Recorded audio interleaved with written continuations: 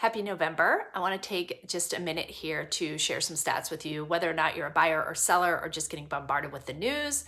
I'm hoping to bullet point some of these ideas, so I may reference back to my laptop here to give you kind of an overall look at the economy and real estate facts right now. So consumer spending is up, consumer saving is way down. Credit card debt is up, and credit card interest rates could be as high as 25 to 30% right now. So if you are holding credit card debt, you may want to take a look at this. Unemployment is down, which is great. And so why are we still talking about a recession? Some economists are still talking about a recession. One of the reasons is the huge spike in interest rates that happened so quickly. Interest rates doubled in less than a 24-month period, and that has never happened before.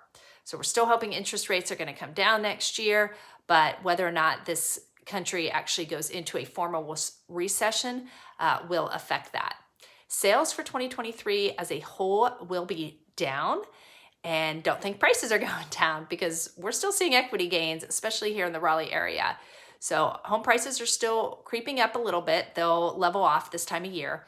But sales are down, not just to the higher interest rates, not just because of that, but also still because of lower inventory. We're still seeing multiple offers here in this market. New home sales. New home sales are accounting for almost 30% of all sales nationwide, and I'm seeing it locally too. If you are a buyer, don't forgo that market. Certainly be represented by a buyer's agent, but new home incentives right now, giving money towards closing costs or offering lower interest rates are a huge incentive for buyers.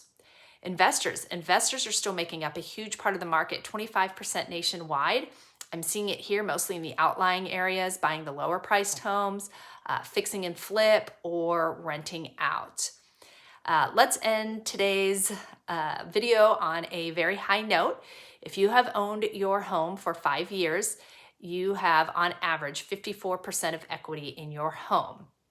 I know that's not real money right now unless you take out a line of credit, but that's huge, especially if you're looking to sell, consolidate some debt, downsize. If you need to sell and make a change in your life, you have that equity. We're not expecting many foreclosures because the majority of people do have equity in their homes.